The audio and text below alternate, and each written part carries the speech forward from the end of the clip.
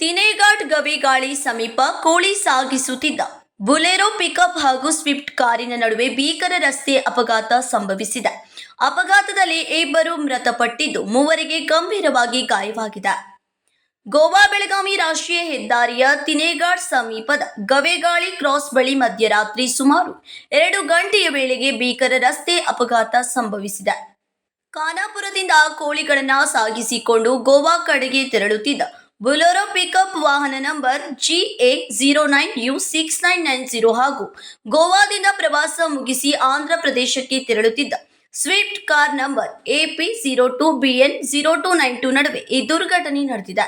ಮಾಹಿತಿಯ ಪ್ರಕಾರ ಸ್ವಿಫ್ಟ್ ಕಾರಿನ ಚಾಲಕ ಓವರ್ಟೇಕ್ ಮಾಡಲು ಪ್ರಯತ್ನಿಸಿದ್ದ ವೇಳೆ ವಿರುದ್ಧ ದಿಕ್ಕಿಗೆ ಹೋಗಿ ಬುಲೆರೋ ಪಿಕಪ್ಗೆ ಭಾರಿ ಡಿಕ್ಕಿ ಹೊಡೆದಿದ್ದಾನೆ.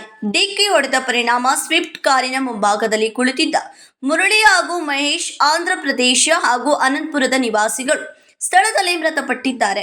ಇನ್ನು ಸ್ವಿಫ್ಟ್ ಕಾರಿನ ಹಿಂಭಾಗದಲ್ಲಿ ಕುಳಿತಿದ್ದ ಶೇಖ್ ವಾಲಿ ಹಾಗೂ ಬುಲೆರೋ ಪಿಕಪ್ನಲ್ಲಿದ್ದ ಕಲ್ಲಪ್ಪ ಮದರ ಮತ್ತು ಅವರ ಪತ್ನಿ ದಾಕ್ಷಾಯಿಣಿ ಮದರ ಮೂಲತಃ ವಿಜಯಪುರ ನಿವಾಸಿಗಳು ಗಂಭೀರವಾಗಿ ಗಾಯಗೊಂಡಿದ್ದಾರೆ. ಗಾಯಾಳುಗಳನ್ನ 108 ಆಂಬ್ಯುಲೆನ್ಸ್ ಮೂಲಕ ಮೊದಲು ರಾಮನಗರ ಸರ್ಕಾರಿ ಆಸ್ಪತ್ರೆಗೆ ಸಾಗಿಸಿ ನಂತರ ಹೆಚ್ಚಿನ ಚಿಕಿತ್ಸೆಗೆ ಬೆಳಗಾವಿಯ ಸಿವಿಲ್ ಆಸ್ಪತ್ರೆಗೆ ರವಾನಿಸಲಾಗಿದೆ. ಘಟನೆಯ ಮಾಹಿತಿ ತಿಳಿಯುತ್ತಿದ್ದಂತೆ ಜೊಯ್ಡಾ ಪೊಲೀಸ್ ಠಾಣೆಯ ಪೊಲೀಸ್ ಇನ್ಸ್ಪೆಕ್ಟರ್ ಚಂದ್ರಶೇಖರ್ ಹರಿಹರ್ ಹಾಗೂ ಸಿಬ್ಬಂದಿ ಸ್ಥಳಕ್ಕೆ ಭೇಟಿ ನೀಡಿ ಪರಿಶೀಲನೆ ನಡೆಸಿದ್ರು.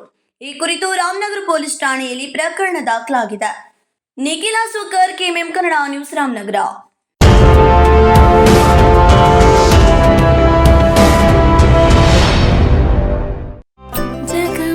ಜಗಮಗ ಹೊಳೆಯುವ ಕಣ್ಣುಗಳು, ಹೃದಯದಿ ಹರುಷದ ಅಲೆಗಳು.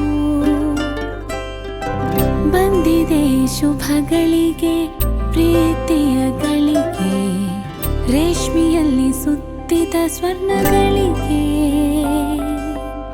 BS Channabasappa and Sons, The Textile Mall, Tilakvadi, Belagavi.